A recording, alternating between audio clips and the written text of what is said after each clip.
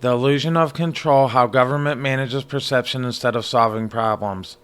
For much of American history, government power was judged by outcomes. Roads were built, borders were enforced, markets were stabilized, and the public safety was measurable. Today, power is increasingly measured by something else entirely: perception. The modern American government at every level has grown far more adept to managing narratives and managing results. The shift has often not occurred accidentally.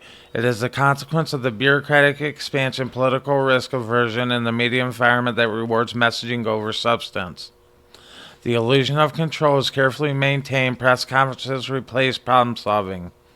Task force substitute for accountability. Carefully worded statements are issued not to inform the public but to preempt criticism. When something fails, whether if it's infrastructure, public safety, economically, stability, or border enforcement, the response is rarely ownership. Instead, it is the reframing. The problem isn't the policy, it's misunderstanding. The failure isn't leadership, it's misinformation, and the citizens no longer participant in the governance, but a consumer is approved explanations for it. This is most visible at the federal level, where agencies now operate with minimal democratic feedback. Rules with sweeping economic and social consequences are implemented through administrative action rather than legislation. This insulates selected officials from accountability while empowering unelected bureaucrats. The result is a system where no one is clearly responsible when policies fail, but everyone is confident through an issue statements explaining why the public is wrong and is wrong to question them. State and local governments increasingly mirror this behavior. The mayors, governors speak the language of empathy and inclusion while avoiding hard decisions. Public safety becomes community wellness. Crime becomes complex social dynamics. Infrastructure decay becomes the long-term equity planning. These phrases sound thoughtful, but they obscure responsibility. A government that cannot plentifully describe problems cannot plainly solve them. The shift toward narrative governance is not benign. It reshapes public expectations. Citizens are slowly trained to expect less materially and more rhetorically. If people feel unsafe, they're told crime is statistically down. If groceries are unaffordable, they're told the economy is strong. If infrastructure collapses, they are reminded that a bill was passed. Results become secondary to the reassurance.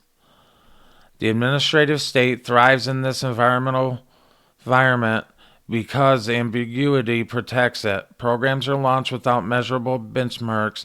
Budgets grow without the corresponding performance reviews. Failures are absorbed into complexity rather than connected. When oversight does occur, and often partisan theater rather than substantive reform, hearings generate clips, not consequences. Media institutions play a critical role in sustaining the illusion rather than acting as independent arbiters of the truth. Much of the press has become the extension of the political ecosystem it once scrutinized. Purporting increasingly relies on official sources, anonymous briefings, and the pre-approved language. The result is the coverage that challenges competence, which are softened. Failures are contextualized until they dissolve into invitability. This dynamic creates a dangerous disconnect between lived experience and the official reality. When people are told repeatedly the conditions are improving, while their daily lives suggest otherwise. Trust erodes. The erosion doesn't produce civic engagement, it produces cynicism. However, the citizens withdraw not because they don't care, but because they no longer believe participation changes the outcomes. The illusion of control also distorts the crisis response instead of decisive action. Leaders prioritize optics instead of transparency. They prioritize calm instead of information. When information is delayed, selectively released, or framed to avoid backlash. The short term goal is stability, but the long-term cost is credibility. A government that fears the truth cannot govern effectively. This is not a partisan problem, it is a transcendent ideology. Both major parties have learned that narrative management is safer than reform. Fixing the system requires confronting entrenchment interests. Managing perception requires only language.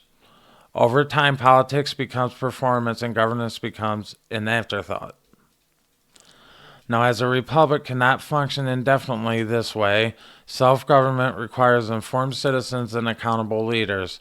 When the relationship becomes transactional, leaders offer reassurances, citizens offer compliance. Democracy weakens. The Constitution was designed to limit power precisely because its authors understood human nature. Power seeks comfort, not restraint.